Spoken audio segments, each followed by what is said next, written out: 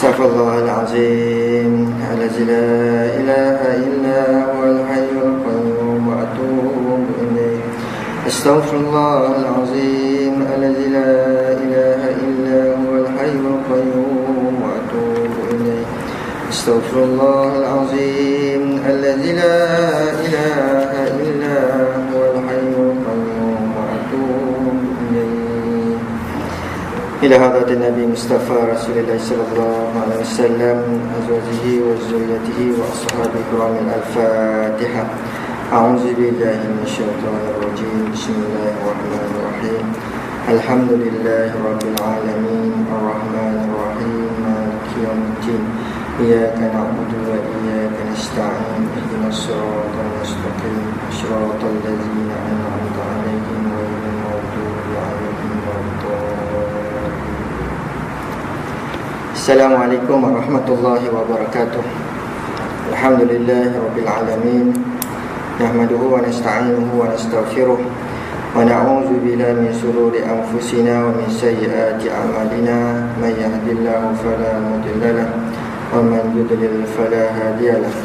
Asyhadu an la ilaha illallah wa asyhadu anna Muhammadan abduhu wa rasuluh. Allahumma salli ala Sayyidina Muhammad wa ala alihi wa sahbihi ajma'in. Subhanaka la ilma lana illa ma 'allamtana innaka antal alimul hakim wa la hawla wa la quwwata illa billahil aliyyil azim. Amma ba'd. Fa ya ayyuhal muslimun ittaqullaha wa usikum wa iyaya bittaqwallahi faqad fazal muttaqun. Qala Allah ta'ala fi kitabil aziz ba'da a'udzu billahi minasy syaithanir rajim. Ya ayyuhallazina amanu taqullaha haqqa tuqatih wa la tamutunna illa wa antum muslimun. Sadaqallahul azim. Yang hormati Tuan Imam, Risalah Tuan Pasir Surau, Tuan Haji, Puan Hajah, para alim ulama muslimin muslimat yang dirahmati Allah Subhanahu wa taala. Alhamdulillah, bersyukur kita kepada Allah Subhanahu wa taala pada malam ini, malam yang ke-12 daripada bulan Syaban, bersamaan dengan 9 hari bulan Jun 2014. Kita dapat bersama-sama kembali untuk bermuzakarah dan mentadabburkan kitab Bahtera Penyelamat ini, yang mudah-mudahan sedikit sebanyak perbincangan kita pada malam ini dapat menambahkan keimanan kita kepada Allah Subhanahu wa taala dan dapat jadi panduan dan pedoman hidup kita meniti hari-hari terakhir dalam perjalanan kita bertemu dengan Allah Subhanahu wa taala, insya-Allah. Kitab ini dalam bahasa Arabnya Qawaribun Najah fil Hayat Du'a, iaitu bahtera penyelamat dalam kehidupan pendakwah. Tuan-tuan dimati Allah Subhanahu wa taala, yang lepas kita dah mukadimahkan kitab ini dengan menceritakan sedikit latar belakang pengarang kitab ini, iaitu Syekh Allahyarham Syekh Fatih Yakan, yang lahir pada 1933 dan meninggal pada 2009 yang lepas dalam usia 76 tahun di Lebanon. Tuan-tuan yang dimati Allah Subhanahu wa taala, sebenarnya hidup Syekh Fatih Yakan ini bersama dengan zaman kita. Di kitab-kitab yang dikarang ini merupakan antara kitab-kitab semasa muasarah, yang mencakupi berbagai liku-liku kehidupan, suasana-suasana mutakhir dalam perjalanan seorang dakwah.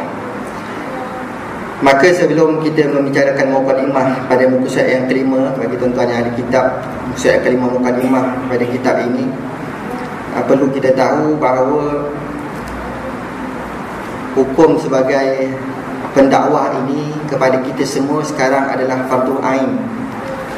Seperti yang mungkin yang telah saya jelaskan yang lepas, yang mana apabila sesebuah negara Islam tidak melaksanakan sebagai martabatnya sebuah negara Islam yang hari ini, maka seluruh mukallaf yang mengucap dua kalimah syahadat menjadi fardu ain kepada kita semua untuk melaksanakan kerja-kerja amal ma'ruf nahi munkar.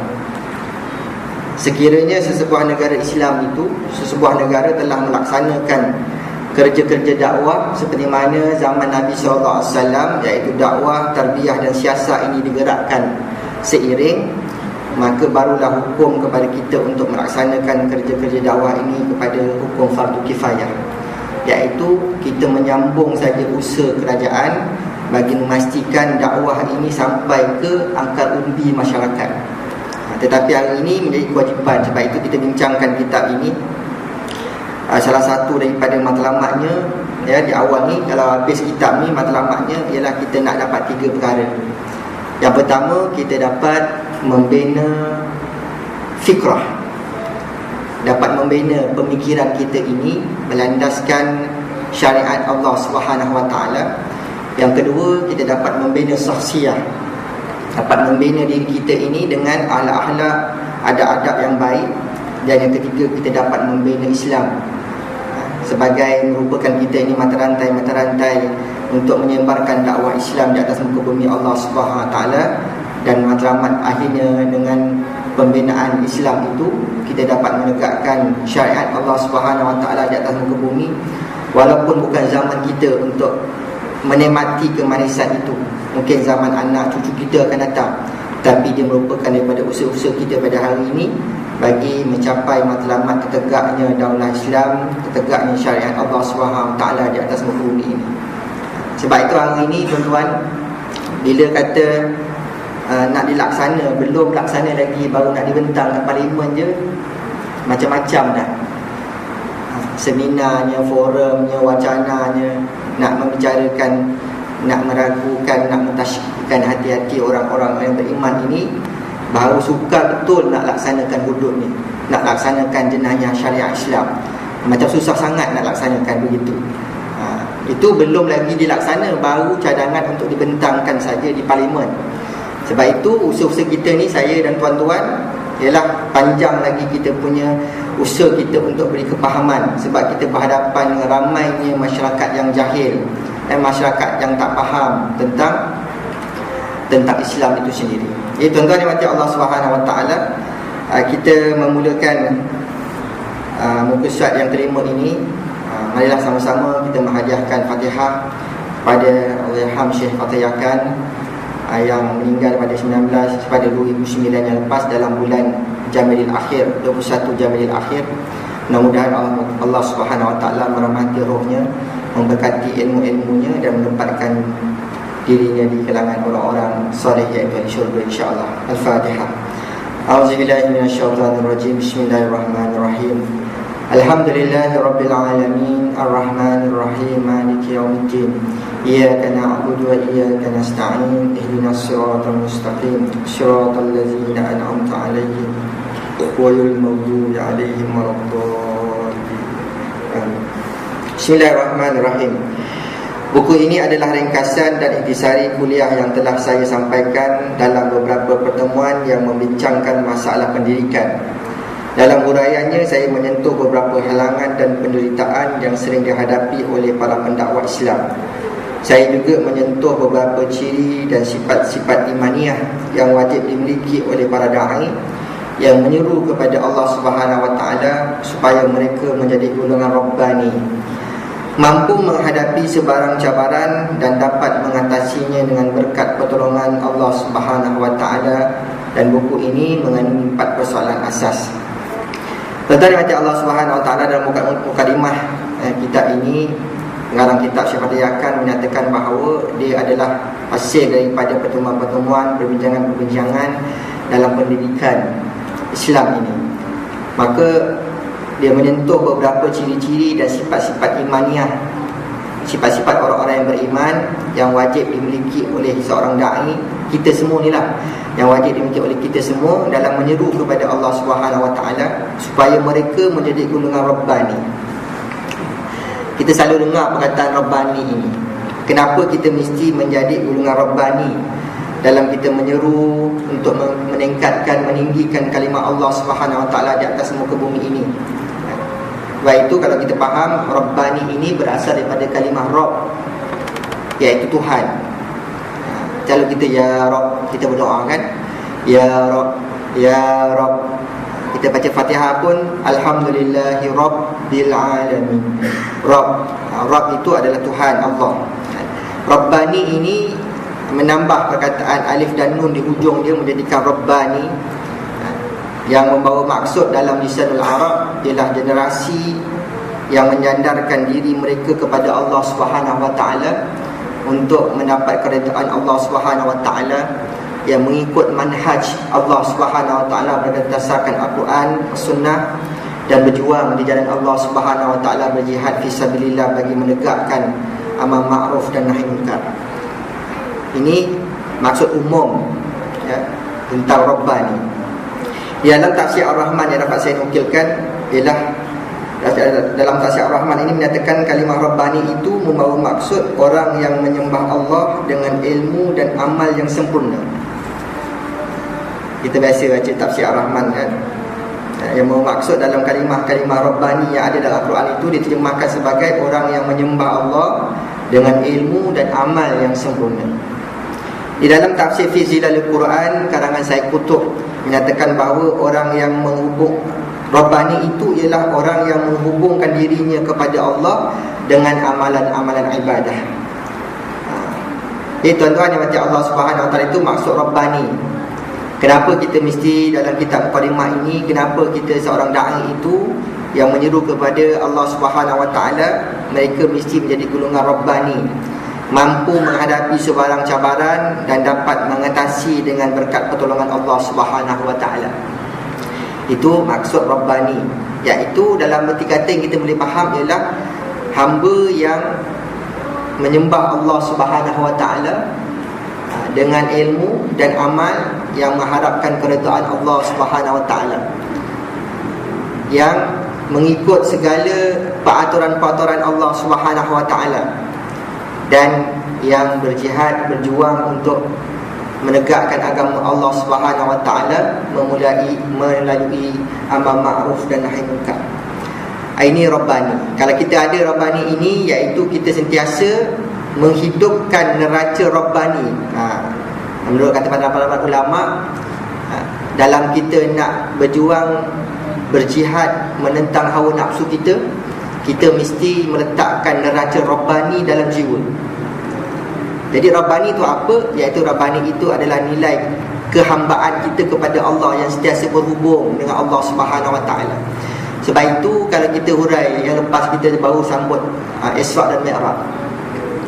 Isra' dan Mi'raj ini kan ada dua falsafah solat. Solat secara hakikat dan solat secara syariat. Cara syariat yang kita buat sekarang ni ada dia punya syarat-syarat dia kan, rukun-rukunnya dan sebagainya. Adapun syarat hakikat ini ialah bagaimana kita berhadapan dengan Allah Subhanahu wa taala setiap masa. Dalam arti kata ihsan, mahwal Islam, mahwal iman dan mahwal ihsan. Sentiasa kita rasakan keberadaan Allah Subhanahu wa taala itu bersama kita. Ini yang dikatakan hakikat solat. Sebab itu solat itu kita sentiasa berada. Nabi sallallahu alaihi wasallam nak dapatkan bertemu dengan Allah Subhanahu wa taala, sejarahnya yang kita sama-sama tahu dah berpuluh-puluh tahun kita sambut secara berulang-ulang Isra' dan Mi'raj ini, merupakan salah satu daripada peristiwa-peristiwa Islam yang berulang-ulang menunjukkan pentingnya peristiwa itu kepada kita untuk kita pelajari, hayati dan amalkan. Yang mana kita tahu tuan-tuan, bahawa Nabi sebelum diisrakan, Allah Ta'ala utuskan malaikat Jibril dan Mikail untuk membelah dada Nabi.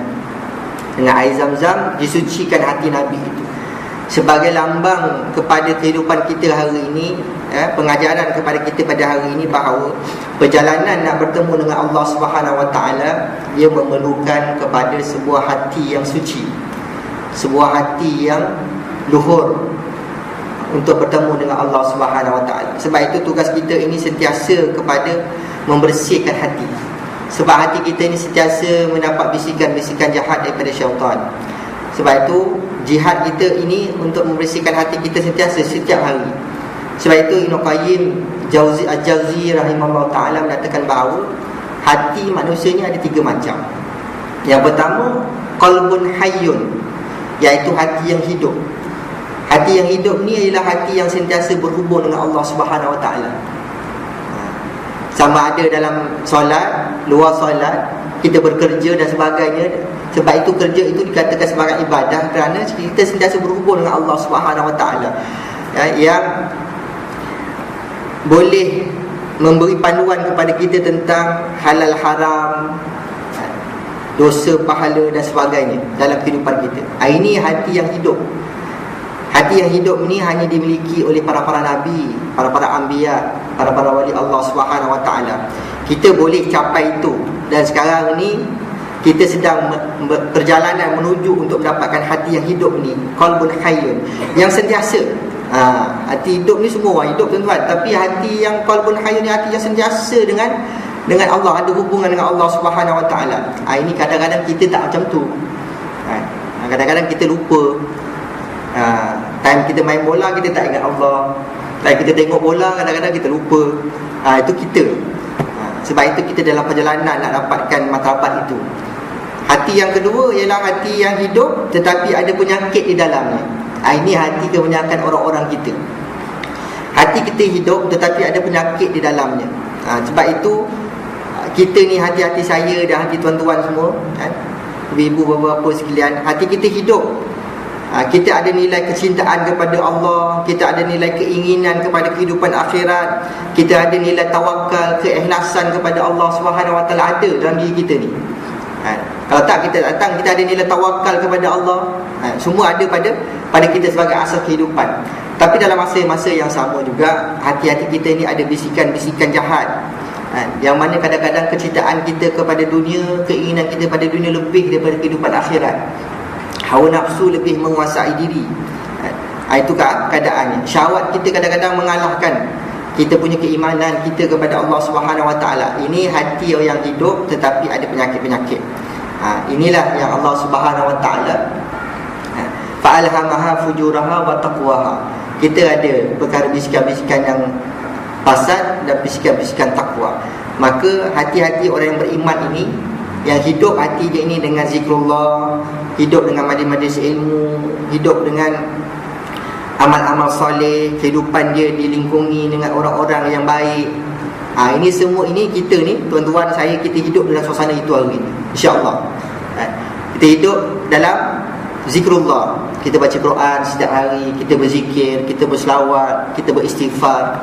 Ini amalan-amalan kita. Kalau kita semayang ni, tuan-tuan semua depan saya ni, kalau kita semayang tapi zikrullah itu tak ada dalam kehidupan kita, tak lengkap lagi dah amal ibadah kita. Dengan istighfar kita, dengan selawat kita, dengan tahlil kita, dengan bacaan Quran kita, maka itu menjadi rutin dalam kehidupan kita sebagai orang Islam beriman.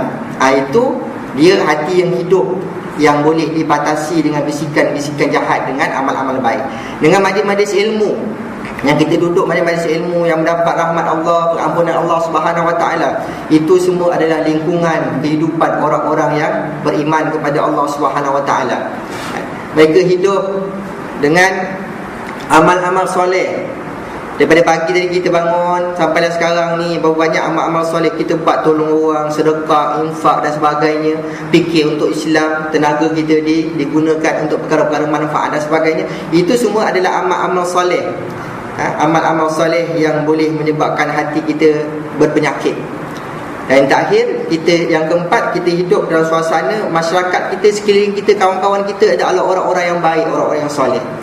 Ini yang boleh membina diri kita ini untuk menghidupkan hati kita, kan, dan memadamkan sedikit sebanyak penyakit-penyakit hati, mazmumah, penyakit-penyakit hati dalam diri.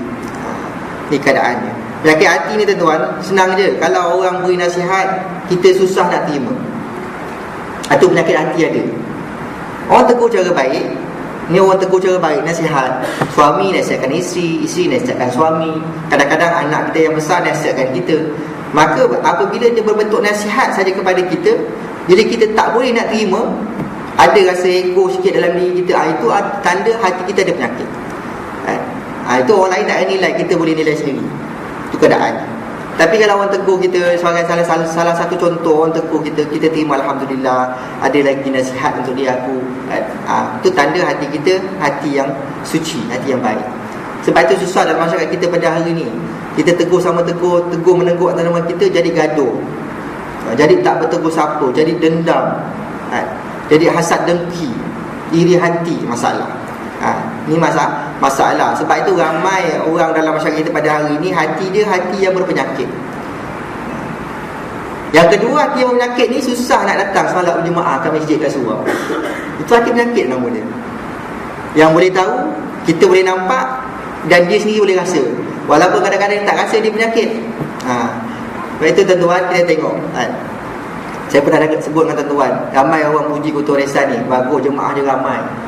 Ustaz-ustaz yang berjamaah datang sini, dia pun kali pertama pun datang, dia rasa seronok ramai orang.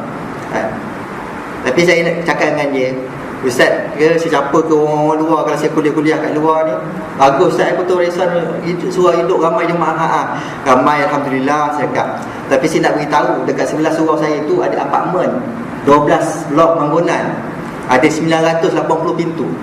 Betul. Kita tanya fungsi dia kan. Ada 980 pintu. Saya kata kalau 980 pintu itu 400 pintu je turun seorang kepala dia datang kan, penuh ni tuan-tuan. Penuh surau kita ni. Kalau daripada 980 pintu tu 400 pintu, katalah banyak, 300 pintu lah, diskaun lagi. Bayangkan. Itu menunjukkan ramai masyarakat kita hati dia sakit. Azan dia dengar azan, tarikh subuh dia dengar. Itu tanda-tanda. Saya beritahu tanda-tanda yang ulama-ulama berikan, tanda-tanda. Yang ketiga, tanda-tanda orang hati penyakit ni susah nak buat baik. Nak buat amal-amal kebajikan ni susah. Nak tolong, nak derma, nak infak dan sebagainya, dalam perkara-perkara baik yang dia tahu benda itu boleh didatangkan pahala oleh Allah SWT kepada kita kan, susah nak buat baik. Ini pun ada tanda-tanda penyakit. Maka kalau kita ada tanda-tanda seperti itu, orang nasihat susah nak terima, orang tegur susah nak terima dengan baik dan sebagainya, semayang hati tak tertarik dengan semayang berjemaah dekat masjid, dekat surau, maka itu ada tanda-tanda yang kita kena Islam, kena bersihkan hati kita. Itu keadaan yang kedua. Dan yang ketiga yang teruk ni, kata Ibn Qayyim Al-Jauzi, ini ialah hati yang mati, qalbun mayit. Hati yang mati ini tidak ada kehidupan dalam hati dia. Tidak ada kehidupan. Orang beri nasihat macam siram air dalam kadi, daun kadi, lara dia tak ada apa-apa. Malah orang beri nasihat tu pula tu rasa malu, dia pula rasa bangga dengan dosa maksiat dia buat kan. Dah tak ada apa-apa, nasihat dah tak berguna bagi dia kan, selamba dia. Itu orang yang hati mati. Wa'iyahzubillah lah. Kita tak adalah. Orang yang datang masjid ni hati hidup insyaAllah. Walaupun ada penyakit tapi hati dia tetap hidup. Yang hati mati ni langsung masjid tak ada datang tengok apa semua kan, semai singgah pun tak ada kan, sampai rasa nak buang air kecil pun segan nak datang masjid dengan surau. Nak buang air kecil, tahan cari petrol, share dan sebagainya. Ini berat lah tuan-tuan. Hati-hati orang begini. Esok dia mati, esok barulah dia tahu keadaan dia bagaimana. Tuan-tuan yang mati Allah SWT, ni tadi ada orang meninggal dekat Bejeng Putera. Ibu orang perempuan meninggal, anak dia nak semayangkan jenazah, baguslah dia ke depan. Tuan-tuan, kita akan semayangkan jenazah ibu saya ni. Kita ada 4 takbir. Takbir yang pertama Fatihah, takbir yang kedua selawat, takbir yang ketiga doa, takbir yang keempat doa. Okey. Dia semayang Dia semayang 5 takbir pula.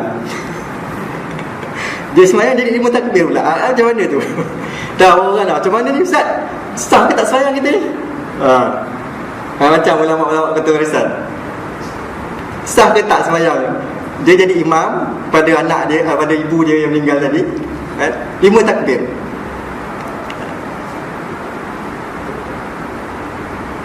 Senyap jadi.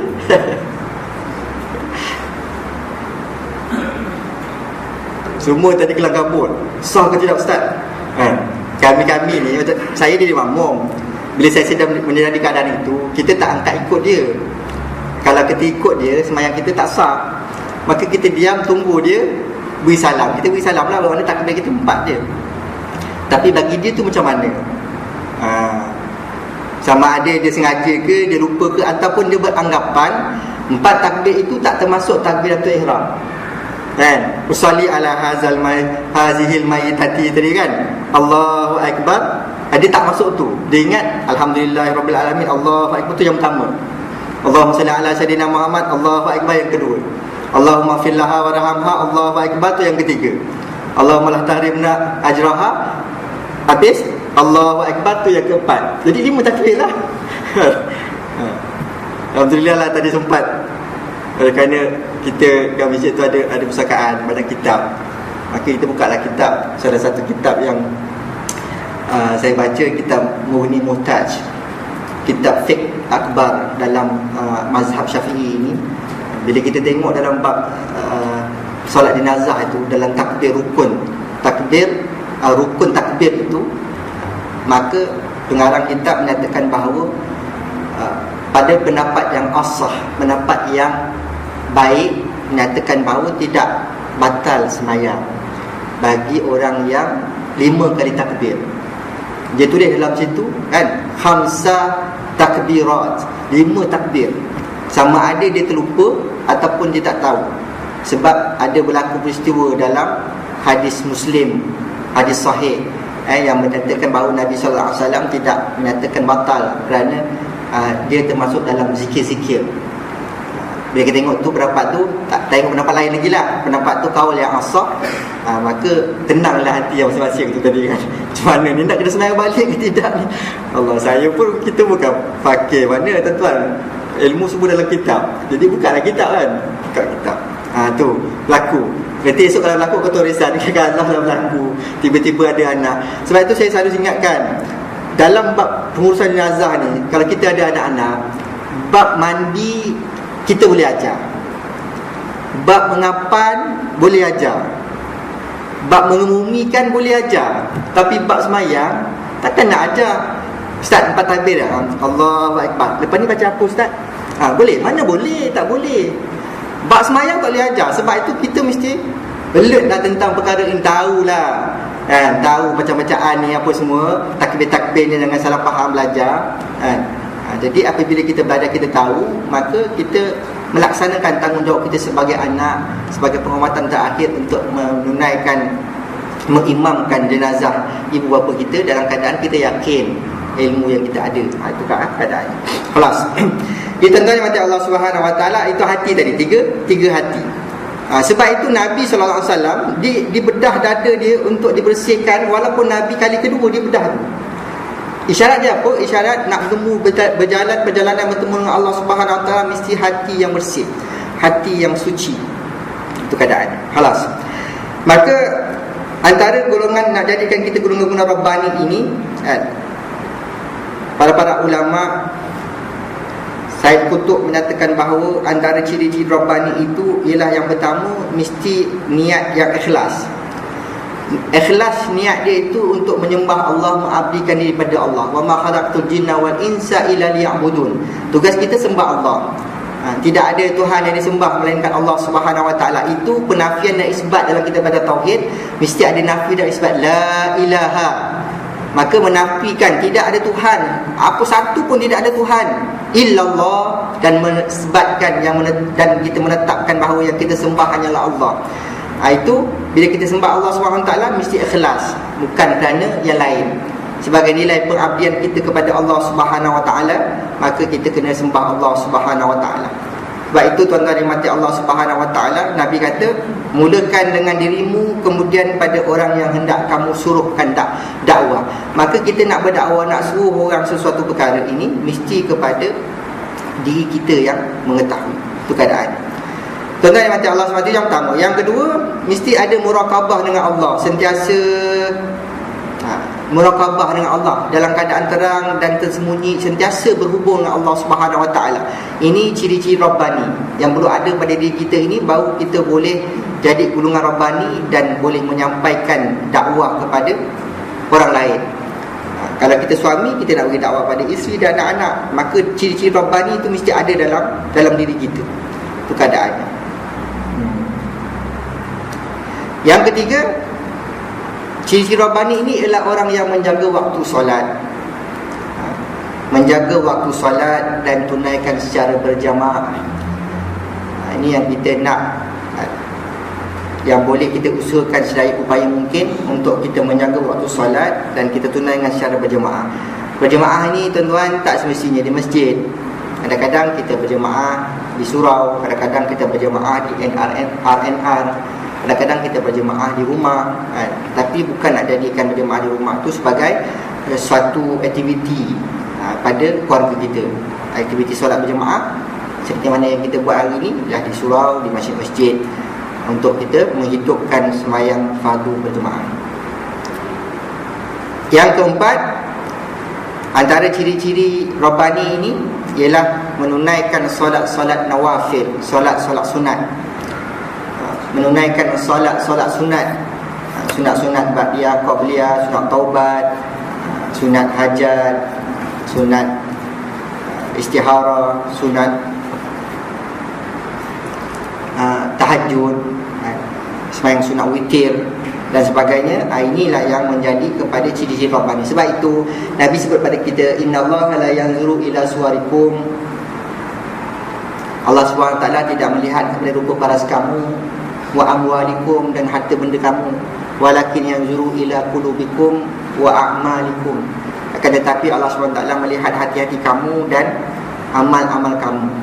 Inilah yang tuan-tuan yang mati Allah SWT, ciri-ciri Rabbani yang mampu menghadapi sebarang cabaran dan dapat mengatasinya dengan berkat pertolongan Allah SWT.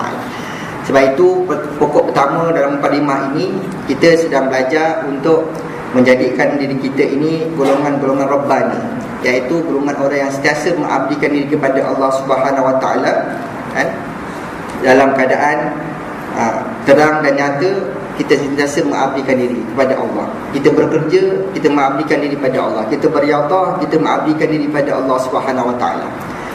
Hari ini kita tak tahu apa nasib imam besar Masjid Shah Alam, Masjid Negeri Shah Alam, Syekh Mustafa bin Sirin. Itu nama Bapak Saidin Sirin. Sidin. Tadi kata dah nazar. Kita doalah pada Allah Ta'ala. Dia orang Hafiz. Dengan sebab Hafiz je, dengan sebab doa-doa kita ni tuan-tuan, Allah SWT kerja boleh memanjangkan usia dia, dan dia dapat mengabdikan diri kepada Allah, dapat menyebarkan ilmu pengetahuan dia kepada kita semua. Kita berdoalah pada Allah SWT, mudah-mudahan dia panjang umur, insya-Allah. Okay, tuan-tuan yang mati Allah SWT, itu sebab itu apabila dinyatakan juga dalam kitab ini, akan ada depan hadapan ini kita akan jumpa nanti, ialah golongan-golongan Rabbani ini. Kita nak sampai kepada golongan Rabbani itu banyak kepada cabaran-cabaran, dugaan-dugaan.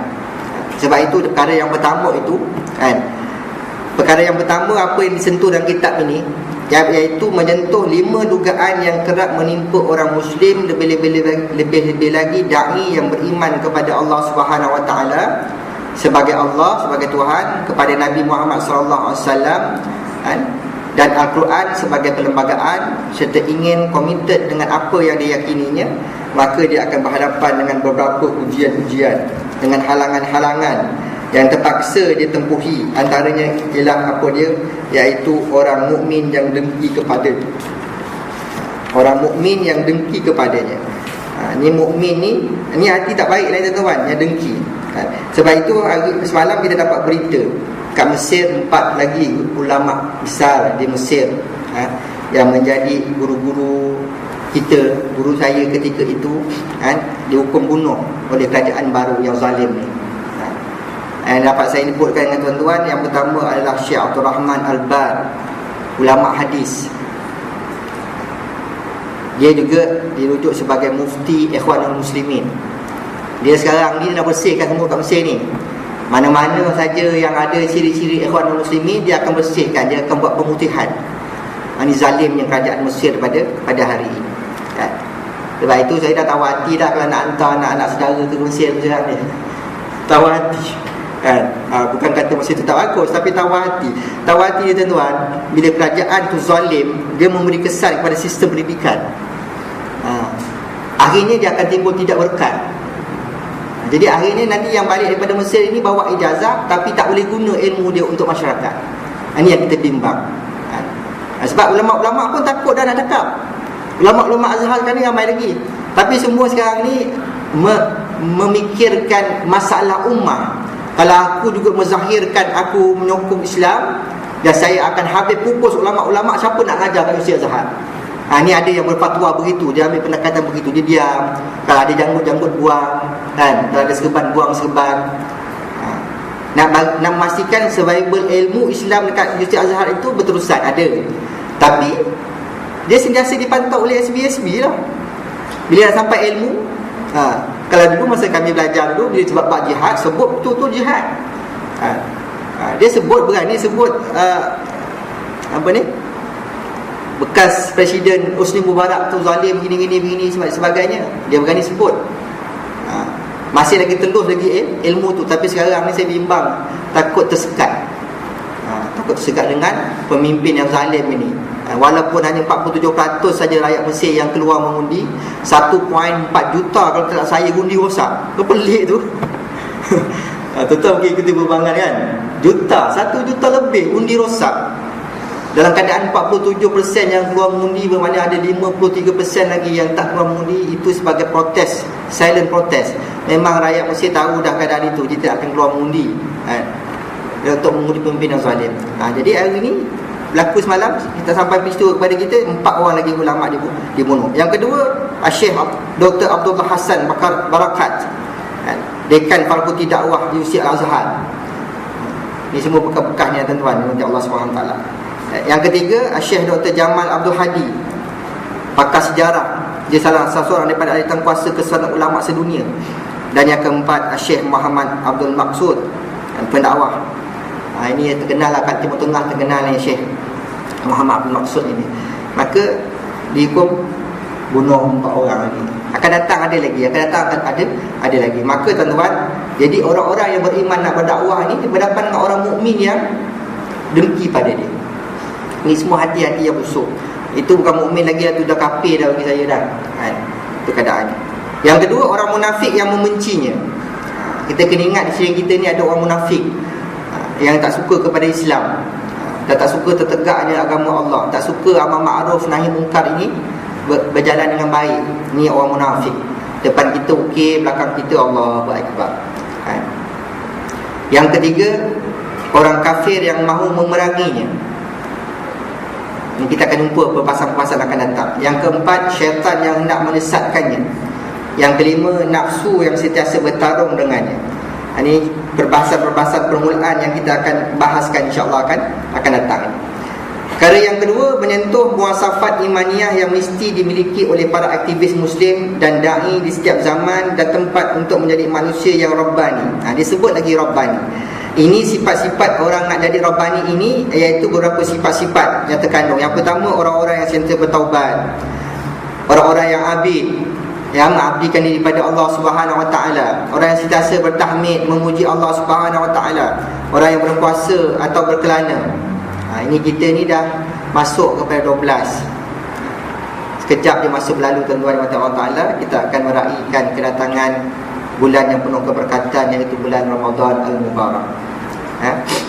Mudah-mudahan kita sampai wa balighna Ramadan, kita dapat menikmati Ramadan pada tahun ini 1435 Hijrah, dan kita mampu meningkatkan lagi amal-amal baik kita di bulan Ramadan yang penuh keberkatan ini, insya-Allah. InsyaAllah kita ada buat seperti biasa, tenuis kampung 22 bulan. Dah diumumkan, saya ingat daripada tuan-tuan. Tuan-tuan boleh sampaikan pada jiran tenaga, saudara mara dan sebagainya. 22 bulan hari Ahad kita ada gotong royong, bersihkan surau kita luar dan dalam. Kita ada kenduri tahlil arwah pada tengah harinya. Sesiapa yang nak buat akikah, satu bahagian 420. Tapi lembu ni jauh sikit, tuan-tuan. Sebelum ni Ustaz Afif umumkan satu bahagian 530 tu lembu sekitar dengkil pada waktu solat tinggi. Mahal lembu dah. Esok kalau kita nak ambil juga bulan raya, esok raya kurban, itulah keadaannya, 500 lebih dah satu bahagian. Yang dapat ni lembu dekat Tanjung Sepat ni. Lembu dekat Tanjung Sepat. Itu pun dapat 2008 dia bagi atas kawan kenal dengan saya, bagi 2008. Harga biasa 3,000 ke atas kata dia. Itu keadaan. Jadi kalau siapa tuan-tuan nak buat akikah, kalau ada, kalau tak ada kita batalkan je. Kan? Kalau seorang dua je nak buat akikah,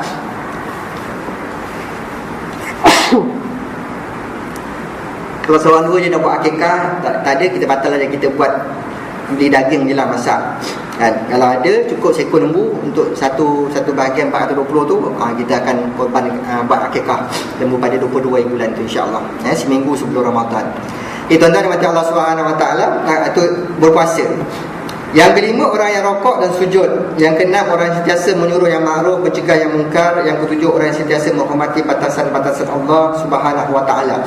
Ini sifat-sifat Rabbani yang kita akan jumpa, yang saya sentuh di mukadimah ini, yang perkara-perkara yang diambil berat oleh Syekh Abdul Qadir, Syekh Fatihakan ini ialah perkara-perkara nak lahirkan kita semua ini sebagai orang Rabbani. Sebab itu kalau kita lama semayang, lama dah kita semayang berjemaah ni, tapi dia tak boleh meningkatkan kita punya kerabbanian kita kepada Allah, ini kita kena muhasabah diri kita. Kita kena muhasabah diri kita. Mungkin ada benda yang kurang untuk kita nak meningkatkan lagi, suka kepada perkara-perkara amal, suka kepada benda-benda yang baik kan, dan sebagainya, ini yang boleh mendekatkan kita dengan Allah Subhanahu Wa Taala. Maka kalau kita semayang berjemaah dah okey dah kan, dosa tak buat dah, tapi tak meningkat lagi kita punya tahap dia. Kalau ini tahun ni kita ada tadarus Quran lagi kan. Adakah kita dah tengok tadarus Quran sama macam yang lepas-lepas 6-7 orang tu je lah yang baca? Takkan sebulan tu, takkan dalam tempoh sebulan 28 hari kita puasa, 29 hari tahun ni tuan-tuan, takkanlah tempoh 27 hari sebelum khatam tu, takkan satu hari pun di kalangan kita ni tidak ada masa yang lapang untuk bertadarus bersama-sama di surau kita ni. Tu contohnya lah. Saya ingat kata tuan dari saya sendiri, takkanlah satu hari 2 hari pun tak ada, sebagai contohnya. Maka kita nak meningkatkan lagi kualiti bacaan-bacaan kita. Itu salah satu daripada ciri-ciri Rabbani, yang Al-Quran dia teras dalam kehidupan kita pada hari ini. Perkara perbahasan yang ketiga ialah saya ringkas-ringkas je tuan, sebab kita mukadimah. Saya nak tuan-tuan tahu apa yang akan kita bincangkan. Ini pun setahun belum tahu habis lagi. Saya dah tinggalkan ni, lebih kurang dah tinggalkan kitab ni masa muzakarah dekat Mesir dulu, 2014 sampai sekarang 2014, dah 10 tahun, lebih kurang dah 11 tahun dah tak rujuk. Jadi rujukan kitab kita baca semula. Jadi ini kesempatan yang ada ni, insya-Allah kita kupas sama-sama. Sebab saya nampak dia punya matlamat ketiga saja saya dekat dengan tuan-tuan, ialah kita nak membina fikrah. Kita baca buku ini, kita pasti akan dapat bina fikrah. Betapa Islam itu satu-satunya agama yang perlukan kepada perjuangan, pendukung-pendukung yang tegar untuk menghidupkan Islam sampai yaumil kiamah. Yang kedua, nak menghidupkan Islam tu dia membina sosial. Dan kitab ni sangat baik untuk panduan kita untuk membina sosial. Tengok macam tadi, bagaimana orang-orang yang bertaubat, diterangkan nanti dalam kita akan datang ni. Tajuk akan datang kita jumpa nanti, tahun bulan berapa ke tahun depan ke baru jumpa tajuk ni, iaitu bagaimana orang yang selesai bertaubat. Dia didik kita macam mana jadi abid, didik kita macam mana nak bertahmid memuji Allah SWT. Semua ada. Dan hasil daripada membina sosial ini, dia akan pasti dapat membina Islam, dapat membina jemaah Islam, dapat membina masyarakat Islam, dapat membina negara Islam. Bila mana kita semua, saya dan tuan-tuan, keluarga, anak, isteri dan sebagainya, semua hidup dalam lingkungan Islam, ciri-ciri Rabbani itu ada, maka dia akan berkembang sehinggalah menjadi masyarakat, negara yang cintakan kepada Islam. Itu 3 matlamat. Jadi tuan-tuan, saya kat awal-awal mukadimah ni, 3 matlamat ni mesti dicapai. Saya capai dan tuan-tuan ni capai. Kalau panjang umur kita sampai khatam kitab ni, kita muzakarah kan. Saya bukan ajar, kita bincang, muzakarahkan balik apa yang telah saya bincang dulu. Kita bincang balik, yang pasti dia akan memberi bekalan kita. Sebab itu nama dia Bahtera Penyelamat, Qawaribun Najah, bahtera penyelamat bagi doa, bagi da'i-da'i ini. Bahtera, dia akan menyelamatkan kita. Baca buku ini, dia akan membawa kita ke arah keselamatan dunia dan akhirat, insya-Allah. Itu yang ketiga, menguraikan bekalan yang harus ada pada penyeru jalan Allah. Ini bekalan dia. Yang keempat, uraian ini juga mengajukan beberapa dayung dan bahtera penyelamat bagi para da'i Muslim. Dia memberikan petua-petua, panduan-panduan kan. Kalau kita naik bahtera, kalau kita naik sampan, tidak ada pendayung, macam mana sampan nak berjalan? Itu keadaannya. Dia punya perbahasannya. Kemudian yang bawah tu tuan-tuan, Tujuan asas buku ini dan perbahasan yang tergandung di dalamnya ialah untuk menegaskan bahawa para da'i Muslim tidak akan mencapai kejayaan selama mereka belum bersifat Rabbaniyin. Diuraikan balik ni kan, tidak akan sampai tahap Rabbaniyin. Sebab itu Fatih Akan kata apa? Dalam meniti liku-liku hidup dan ludah-ludah perjalanan perjuangan ini, kalaulah seseorang da'i itu tidak berada di bawah lindungan Allah, tidak berhubung dengannya, tidak bertawakal kepadanya, tidak berpegang kepada kitabnya, tidak pula mengikuti sunnah nabinya, maka ia sedang berada dalam keadaan ambang bencana dan musibah yang besar. Dia ingatkan kita semua ni. Kalau kita kata apa? Ni tuan-tuan jumpa kata-kata ini, dalam meniti liku-liku dan ludah-ludah perjalanan, kalaulah seseorang da'i itu tidak berada di bawah lindungan Allah, tidak berhubung dengannya, tidak bertawakal kepadanya, tidak berpegang kepada kitabnya, iaitu Al-Quran, tidak pula mengikuti sunnah nabinya, Nabi Muhammad SAW, maka ia sedang berada di ambang bencana dan musibah yang besar. Sebab itu kita sentiasa ada Rabbani dalam diri kita ni. Kemudian apa kata Fatih Akan? Penggabungan diri dengan agama Islam ini bukanlah secara warisan. Bukan kita dapat daripada mak bapak kita, datuk nenek kita, ni bukan warisan. Bukan oleh kerana kita duduk kat kota warisan, bukan begitu. Bukan secara hobi. Ni datang semayang kenapa hobi? Seronok juga surau dekon, relax tu dengan ustaz bercakap, hobi. Jadi hobi, bukan kerana hobi, bukan kerana mengisi masa lapang. Tu kata Fatih Akan. Malah bukan secara zahir saja. Islam tu pada zahir saja. Dulu kita begitu, sekarang pun kita begitu. Tidak ada sedikit pun peningkatan kita terhadap amal kita pada Allah Subhanahu Wa Taala. Zahir saja Islam dia. Tak sampai menusuk pada qalbun, pada hati nurani ini. Tidak sampai ke tahap itu. Maka penggabungan yang sebenar ialah dengan cara berpegang teguh dengan seluruh ajaran Islam, serta menyesuaikan diri dengan Islam di segenap bidang kehidupan dengan penuh rela dan redha. Ini yang kita nak, kita bergabungkan diri dengan Islam ini sepenuh jiwa raga kita. Bukan sekadar dengan warisan, bukan dengan sebab keturunan, bukan sebab dengan hobi, kesukaan, bukan sebab zahir. Ini kenapa nak ikut cegah masjid ni? Suka-suka je ustaz, malam-malam ni boring, tak ngantuk tidur kan. Tu dalam WhatsApp pula ada cegah masjid, keluarlah. Tu tak betul. Tak betul. Cegah maksiat ni tak kisah tua muda, dia lapang, dia boleh pergi, dia pergi kan. Ini yang kita tengah perjuangkan sekarang tuan-tuan. Cuba nak dapatkan kita punya kad kuasa. Bukan kad kuasa yang macam masjid dapat. Dapat surat pun daripada Jabatan Agama Islam Selangor yang memberi mandat kepada kita ni di surau ni untuk boleh pergi tangkap maksiat. Masalah yang berlaku sekarang ni, beberapa rumah dan kita pergi dah. Bila kata dapat aduan kita pergi, dia dua kemungkinan. Bila kita nak masuk, dia benarkan masuk, kita boleh masuk. Selepas kita masuk, bila dia declare balik kita ceroboh rumah dia, apa kita nak buat? Apa kita tanggung risiko? Boleh je kalau orang pandai ni kan. Tentu jangan cakap dengan dia orang, dia diam je. Ni kita boleh masuk, dia benarkan sebab pernah berlaku. Masuk lah. Kita masuk, tengok almari dia, tengok bawah katil dia, pergi tandas dia apa semua kan. Lepas tu dia tuduh kita ceroboh rumah dia. Sebab kita tak dekat.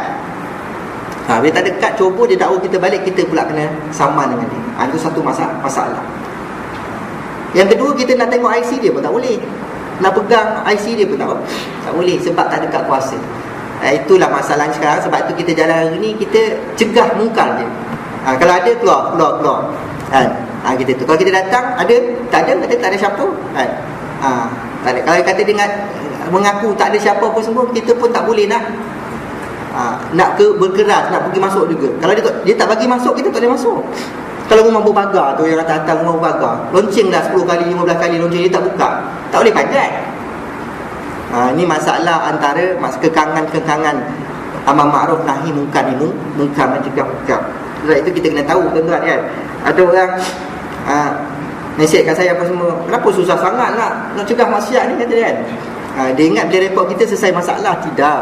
Ini orang masyarakat pun kena faham juga. Dan tuan-tuan lah jadi lidah-lidah kita dalam perkara-perkara cegah maksiat ni. Itu keadaan kita, kekangan kita, kita tidak ada kat kuasa.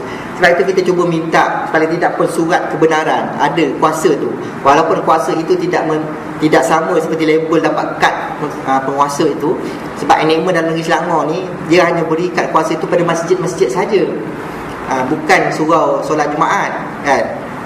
Tapi sekarang ni surau-surau dah bercambah dah. Surau-surau dah satu Selangor ni beribu tuan-tuan. Jadi bila keadaan berlaku, taman-taman ni terpaksa handle sendiri masalah maksiat dalam taman-taman masing-masing. Dan apa yang berlaku itu keadaannya. Kita nak kerjasama dengan polis, bukan sentiasa nak panggil pencegah maksiat dekat Paik ni kan. Tahulah siapa yang pernah hubungi, tahulah keadaannya. Yang bertugas tu 4-5 orang je. Dia nak kontrol satu Sepang ni. Kalau dia duduk kat Puchong, dia nak pergi ke Tanjung Sepat sana, masih duduk dalam jajahan Sepang ni kan, makan masa 2 jam 2 jam setengah baru sampai. Jadi itulah keadaan yang kekangan kita berlaku. Sebab itu kita perlukan masyarakat yang Rabbani. Daripada masjid kita ni, surau kita ini, kita hebatkan agar mereka semua ada nilai-nilai Rabbani. Maka dengan sendirinya apabila ada nilai Rabbani ini, dia tidak akan berani untuk melakukan maksiat-maksiat, mungkar-mungkar dalam kehidupan seharian mereka. Sesungguhnya banyak persoalan penyelewengan, fitnah yang berlaku dalam kehidupan dan perkembangan dakwah di sana sini. Hal ini adalah pertamanya kerana kecuaian para dai sendiri menunaikan hak dan tanggungjawab terhadap diri sendiri, kesibukan mereka dalam kerja-kerja penyampaian dakwah setelah mengurangkan komitmen mereka untuk penyertaan mereka kepada kandungan dakwah itu sendiri. Ini kadang-kadang golongan-golongan orang yang panggil pendakwa-pendakwa kita ni lah semua tuan-tuan. Kalau tuan-tuan nak kata pendakwa-pendakwa ni ustaz-ustaz belaka, itu tak tepat. Dalam suasana yang saya serangkan mukadimah tadi.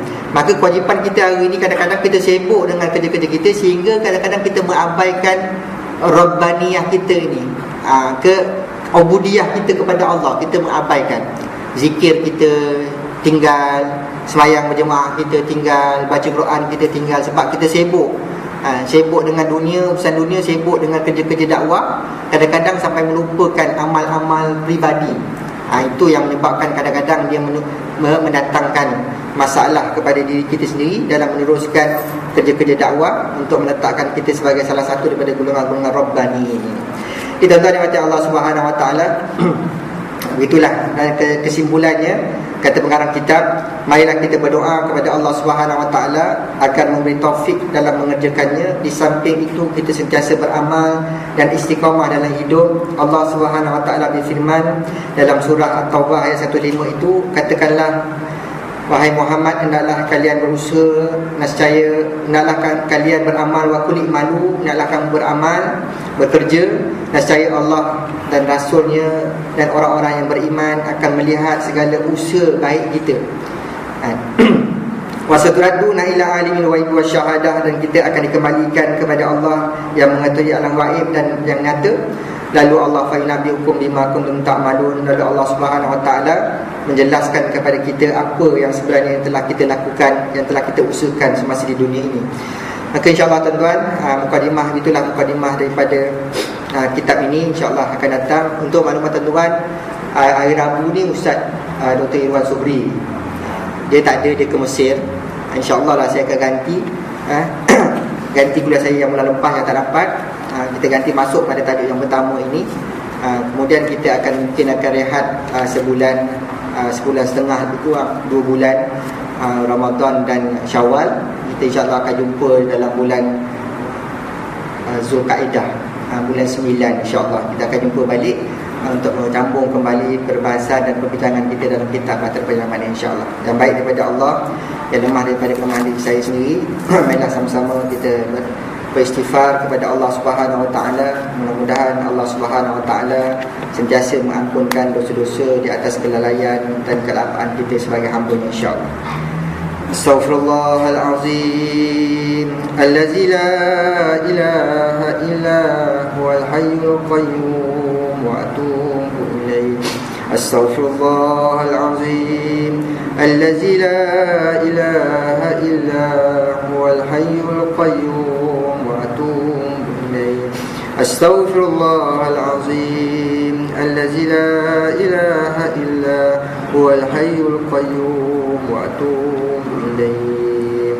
Auzubillahi minasyaitonir rajim. Bismillahirrahmanirrahim. Alhamdulillah Rabbil Alamin. Wassalatu wassalamu ala asyrafil anbiya wal mursalin Sayyidina Muhammadin wa ala alihi wa sahbihi ajma'in. Allahu ya Allah ya Rahman ya Rahim ya Wadud ya Mughis ya Dzal Jalali wal Ikram. Dengan sifat-sifat kebesaran dan keagungan-Mu ya Allah, kami berdatangan pada malam ini untuk memohon keampunan-Mu ya Allah. Ampunkanlah segala dosa-dosa kami ya Allah, dosa-dosa kelalaian, kealpaan dan kejahilan kami di atas muka bumi ini ya Allah. Dengan rahmat dan maghfirah-Mu sajalah yang dapat mengampunkan dosa-dosa kami ini semua. Ya Allah, Ya Rahman, Ya Rahim, ampunlah dosa kedua ibu bapa kami, Ya Allah. Dosa isteri dan anak-anak kami, Ya Allah. Dosa jiran tetangga kami dan dosa seluruh penduduk kota warisan ini, Ya Allah. Rahmatilah kami, Ya Allah. Berkatilah hidup kami, Ya Allah. Sinarilah hati kami dengan iman dan kasih sayang, Ya Allah. Kepadamu kami sembah, kepadamu kami memohon pertolongan, kepadamu kami bergantung harap, Ya Allah. Rabbana atina fid dunya hasanah wa fil akhirati hasanah wa qina azabannar. Wa sallallahu ala sayyidina Muhammadin wa ala alihi wa sahbihi wasallam. Alhamdulillahi rabbil alamin. Subhanakallahumma wa bihamdihi, subhanakallahumma wa bihamdika, asyhadu an la ilaha illa anta, astaghfiruka wa atubu ilaik. Bismillahirrahmanirrahim. Wal 'asri innal insana lafi khusr illa allazina amanu wa 'amilus solihat wa tawassaw bil haqqi wa tawassaw bis sabr. Sadaqallahul azim. Qul qawli hadza wa astaghfirullahi wa lakum. Wassalamu alaikum warahmatullahi